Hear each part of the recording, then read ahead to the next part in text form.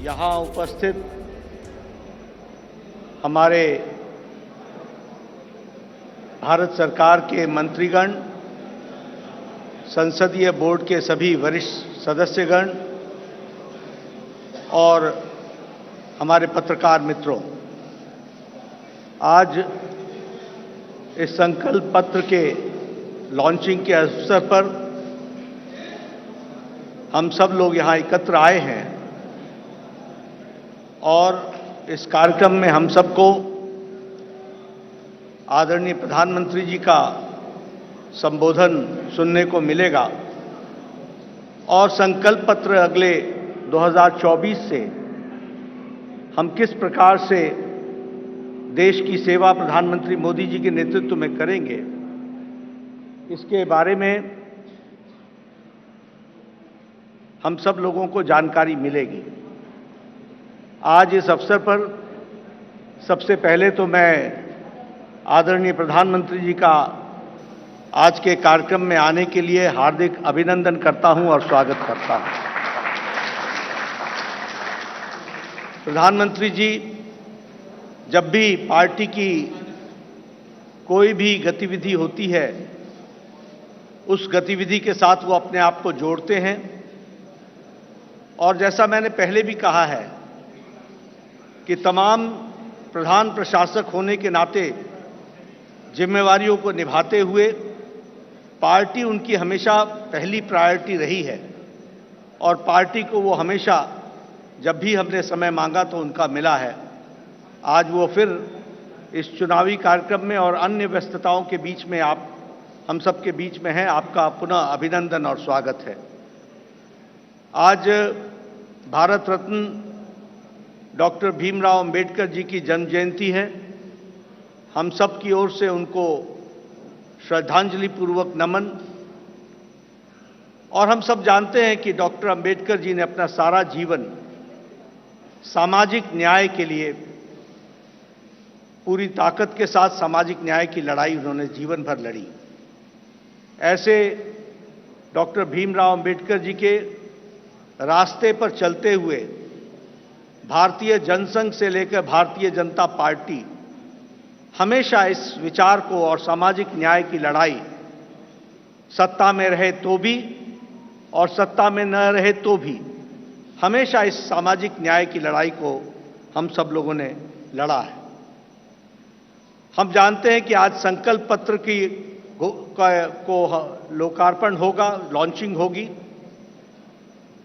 लेकिन हम सबको यह भी ध्यान में रखना चाहिए कि भारतीय जनता पार्टी और शुरू में जनसंघ काल से लेकर यह वैचारिक अधिष्ठान आइडियोलॉजिकल बेस्ड पार्टी होने के नाते एक विचारों को लगातार आगे बढ़ाते हुए उस वैचारिक अधिष्ठान की यात्रा में हम सब लोग सम्मिलित हैं और हर बार जब चुनाव आता है तो उसी वैचारिक यात्रा को आगे बढ़ाने का क्रम हम सब लोगों ने किया है और उसको आगे बढ़ाया है। जिस बात को 1952 में श्यामा प्रसाद मुखर्जी जी ने कही, जिसे आगे पंडित दीनदयाल उपाध्याय जी ने आगे बढ़ाया, उस विचारधारा से हम कभी डिगे नहीं, हम उसको समर्पित रहे और उसको आगे बढ़ाने में हम सब लोगों ने भरसक प्रयास किया है। और हम कह सकते हैं कि मैनिफेस्टो या संकल्प पत्र यह उस विचारधारा, उस वैचारिक अधिष्ठान का अनफोल्डमेंट है। उसी को आगे किस तरीके से बढ़ाया जाए, उस यात्रा को आगे बढ़ाने का काम हम सब लोगों ने किया है। हम सब जानते हैं एक समय में हमने एकात्म मानववाद की बात कही, उसी को आगे हम लोगों ने जब हम सरकार में आए तो अंत्योदय के रूप में हम लोगों ने उसको स्थापित किया और प्रधानमंत्री मोदी जी ने उसको सरल भाषा में सबको समावेश करते हुए और सबकी भाषा में उसको सबका साथ, सबका विकास, सबका विश्वास, सबका प्रयास से जोड़ते हुए नीतियों को आगे बढ़ाने का काम किया। मुझे याद है कि 2014 में जब प्रधानमंत्री मोदी जी संसदीय दल के नेता सेंट्रल हॉल में चुने गए थे तो उस समय उन्होंने बड़े स्पष्ट शब्दों में कहा था कि हमारी सरकार गरीब को समर्पित है, हमारी सरकार गांव के विकास को समर्पित है, हमारी सरकार जो समाज के अंतिम पायदान पर खड़ा व्यक्ति है उसको समर्पित है। और उसी को कार्य रूप देते हुए 2014 से एक लंबी यात्रा करते हुए पिछले 10 वर्षों में प्रधानमंत्री मोदी जी के नेतृत्व में देश ने इन सारे आयामों को बखूबी जनता को, गांव गरीब की चिंता करते हुए उसको आगे बढ़ाने का काम किया है। मित्रों, मैं यहां एक बात और भी कहना चाहता हूं कि जब देश की जनता क्लियर मैंडेट देती है तो नतीजे भी बड़ी स्पष्टता के साथ आते हैं। हम सब लोग जानते हैं कि 2014 में प्रधानमंत्री मोदी जी के नेतृत्व में हमारा वोट शेयर 31% पहुंचा, 282 सीटें हमने लोकसभा की जीती। और 2019 में प्रधानमंत्री मोदी जी के नेतृत्व में हमने अपना ही रिकॉर्ड तोड़ा और हमारा वोट शेयर 37.3% तक पहुंचा और हमारा वो सीट शेयर 303 सीटें हम लोगों ने लोकसभा में जीती।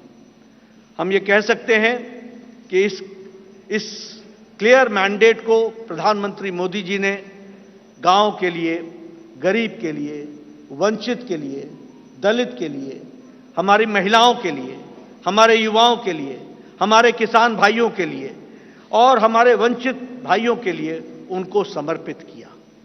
और उसी तरीके से अगर मैं गांव की बात करूं तो आज गांव, मैं यहां प्रधानमंत्री जी थोड़ा समय जरूर लेना चाहूंगा, लेकिन मुझे याद है 1993 में मैं पहली बार विधायक बना था। उस समय हमें अपने विधानसभा क्षेत्र में लगभग 90% के गांवों को घूमने के लिए पैदल जाना पड़ता था। आज हम कह सकते हैं कि ग्रामीण सड़क 3,80,000 किलोमीटर की ग्रामीण सड़कें बनी हैं, ऑल वेदर रोड बना और ऑल वेदर रोड के माध्यम से पक्की सड़कें बनी हैं। आज हमारे इलाकों में कोई ऐसा गांव नहीं रहा जहां हम पक्की सड़क से पहुंच नहीं सकते हैं। यह बदलता भारत की तस्वीर हमने देखी है। उसी तरीके से अभी 60,000 नए गांवों को पक्की सड़कों से जोड़ने का काम हुआ है और ऑल वेदर रोड्स बनी हैं। कभी हमने कल्पना नहीं की थी कि गांव का सशक्तिकरण होगा, कभी गांव में भी कोई ऑप्टिकल फाइबर पहुंचेगा। लेकिन आज मुझे खुशी है कि आपके नेतृत्व में 2 लाख पंचायतों को आपके नेतृत्व में ऑप्टिकल फाइबर से जोड़ दिया गया है और उनको भी इंटरनेट फैसिलिटीज के साथ जोड़ा गया है। गरीब कल्याण की बात करें तो एक समय में यह असंभव सी बात लगती थी कि हम गरीब तक अन्न पहुंचा सकेंगे, लेकिन आपने त्रासदी में भी अवसर ढूंढ करके प्रधानमंत्री गरीब कल्याण अन्न योजना की स्कीम को आगे बढ़ाया। 80 करोड़ की जनता को या तो 5 किलो गेहूं या 5 किलो चावल या 1 किलो दाल ये देने की व्यवस्था की। आज उसके कारण हम ये कह सकते हैं कि लगभग 25 करोड़ लोग, भारत की आबादी आज गरीबी की रेखा से ऊपर उठ करके अबव पॉवर्टी लाइन में आ गई, बिलो पॉवर्टी लाइन से निकल गई। ये भी हमारे ध्यान में। और इंटरनेशनल मॉनिटरी फंड के अनुसार अति गरीबी भारत में अब 1% से भी कम हो गई है, 0.08%, 7% पर लाकर के खड़ा किया है। उसी तरीके से आवास योजना मैं यहां बार बार सुनाता हूं और मुझे वो बार बार इच्छा भी होती है बताने की, क्योंकि वो धरातल की सच्चाई थी। एक समय में हमारे यहां हमारा ब्लॉक डेवलपमेंट ऑफिसर आके बताता था कि एमएलए साहब आपके यहां एक पंचायत में 2 इंदिरा आवास योजना मिली है, 2। अब बताओ इसको किसको दें? और मेरे लिए प्रश्न उठता था कि ये किसको दें, क्योंकि एक अनार 100 बीमार मैं किसके दूंगा? मैं बीडीओ साहब को कहता था कि आप ही तय करो कौन से मापदंड पर आप दे सकते हो। लेकिन आज 4 करोड़ प्रधानमंत्री आवास योजना में पक्के घर बन गए और आगे भी इस कार्य को आगे जारी रखा गया है। उसी तरीके से महिलाओं की चिंता की बात करें, आज जनधन खाते में 50 करोड़ में से 55.5% जनधन खाते महिलाओं के नाम पर खाते खुले हैं, यानी महिलाओं का सशक्तिकरण हुआ। यह भी हमें ध्यान में रखना चाहिए। उज्ज्वला योजना, ये योजना आप सब लोग शहर में रह करके आपको लगता होगा हाँ गैस का सिलेंडर मिल गया, लेकिन ये इतनी ही छोटी कहानी नहीं है। हमारी बहनें गांव में 5 बजे सुबह उठती थी, जंगलों में जाती थी, लकड़ियां काटती थी, आ करके चूल्हा जलाती थी, फूकनी से फूक फूक करके चूल्हा जलाती थी, धुआं को अपने छातियों पर लेती थी, रेस्पिरेटरी सिस्टम डिसऑर्डर होता था और आंखों में पानी आता था और घंटों के बाद वो जाकर के चाय बना पाती थी। आज 5 मिनट के अंदर गैस के चूल्हे के कारण नारी सशक्तिकरण किस तरीके से हुआ, इस उज्ज्वला गैस के कारण, और 10 करोड़ से 11 करोड़ 10 करोड़ सिलेंडर्स इस तरीके से और गैस के कनेक्शन दिए गए। सबसे बड़ी बात है, मुझे याद है, मैं बताना चाहूंगा, जब मैं छोटा था और जब मैं कभी भ्रमण पर सुबह सुबह निकलता था तो मैं देखता था कि गांव की बहनें झुंड के झुंड सिर्फ अपने दैनिक नित्य क्रम के लिए नेशनल हाईवे से होते हुए गांव और खुले में उनको शौच जाना पड़ता था। दैनिक जीवन में अपने इस तरीके का जीवन देखती थी। सूर्योदय और सूर्यास्त का इंतजार करना पड़ता था।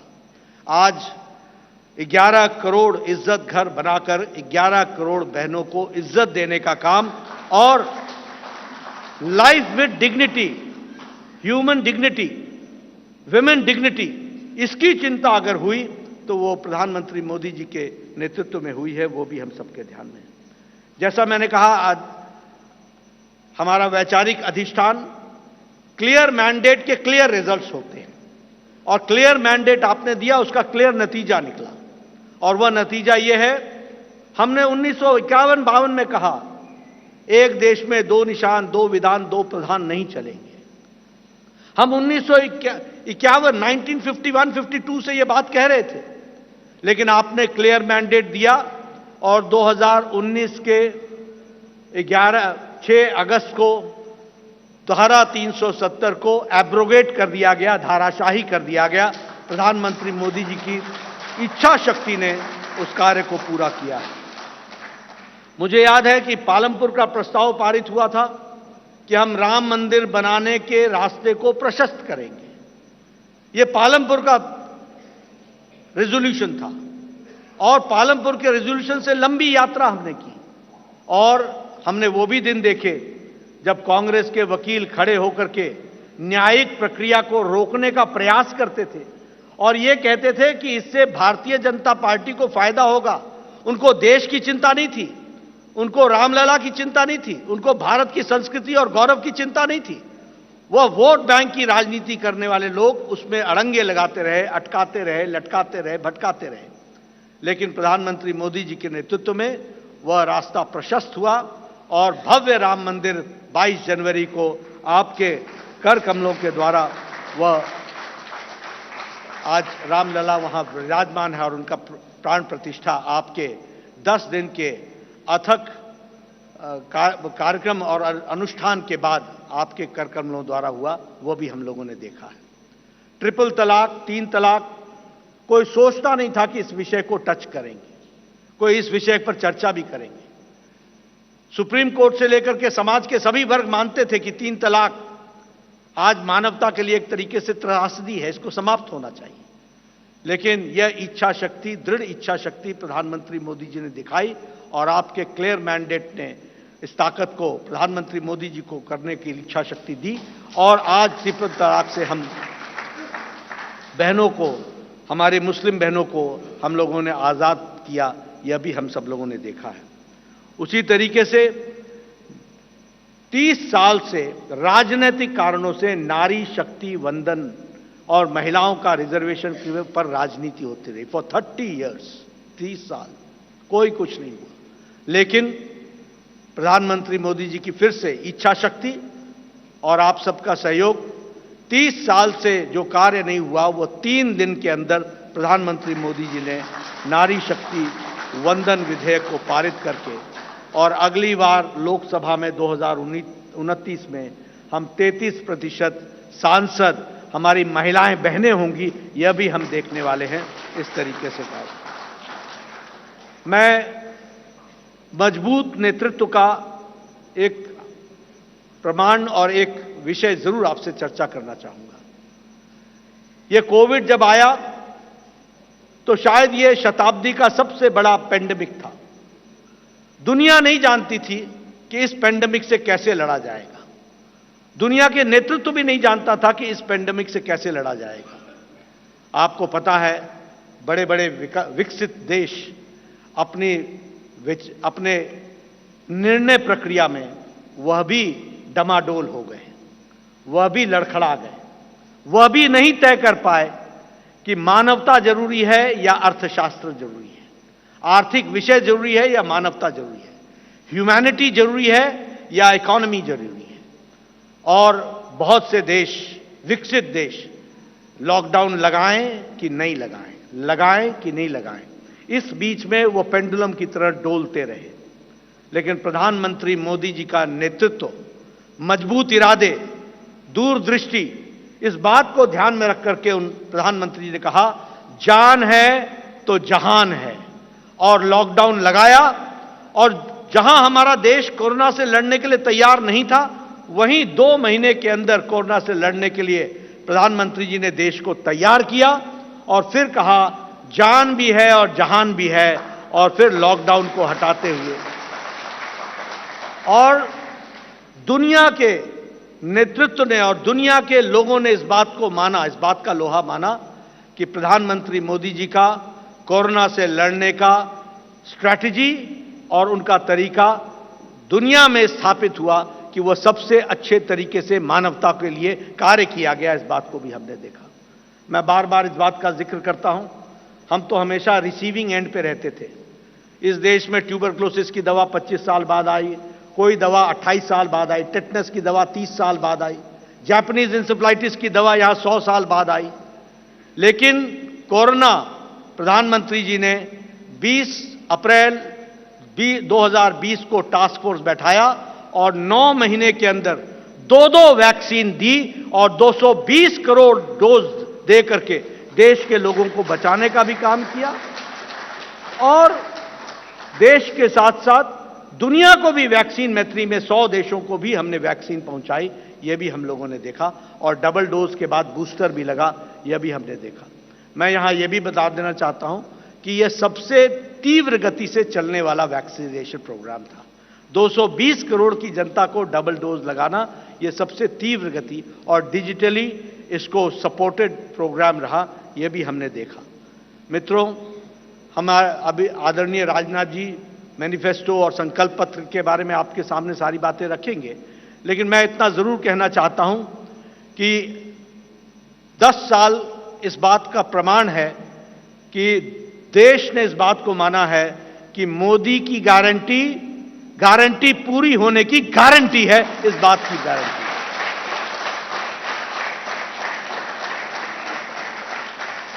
और यहां मैं स्वास्थ्य से जरूर जुड़ा हुआ विषय जरूर कहूंगा। मैं जब स्वास्थ्य मंत्री प्रधानमंत्री मोदी जी ने बनाया 2014 में, और जब मैं वर्ल्ड हेल्थ असेंबली में गया तो वहां हमारे बारे में ऐसा सोचा जाता था कि ये one of the following countries हैं, ये फॉलो करने वाले देश हैं। और उस समय बात चल रही थी यूनिवर्सल हेल्थ कवरेज की, यूएचसी की बातचीत चल रही थी। हमने भी नहीं सोचा था कि हम यूएचसी में कभी कुछ कर सकेंगे। लेकिन मोदी जी ने आयुष्मान भारत, ये सबसे बड़ा हेल्थ कवरेज प्रोग्राम, 50 करोड़ लोग, 50 से 55 करोड़ लोगों को 5 लाख रुपए का हेल्थ कवर गंभीर बीमारियों से लड़ने का, और आज वो सबसे बड़ा हेल्थ कवर प्रोग्राम बन गया दुनिया का, वह भी हमने देखा। और उसके अगली बार जब मैं वर्ल्ड हेल्थ असेंबली में गया तो सब ने कहा, please tell us something about Ayushman Bharat. तो ये एक हमने दुनिया के चित्र पर भी देखा कि कैसे भारत को आगे बढ़ाया गया, बढ़ा है मोदी जी के नेतृत्व में। इसलिए मैं एक बात फिर कहूंगा कि आज जो संकल्प पत्र आदरणीय प्रधानमंत्री मोदी जी जिसके बारे में जिनका हमें संबोधन मिलेगा, वह एक लंबी छलांग भारत को, विकसित भारत को पूरा करने में अपना पूरा योगदान करेगा, यही मुझे पूरा विश्वास है। इन्हीं शब्दों के साथ मैं पुनः प्रधानमंत्री जी का और आप सबका धन्यवाद करता हूं कि आप सब लोग इस कार्यक्रम में शामिल हुए। धन्यवाद।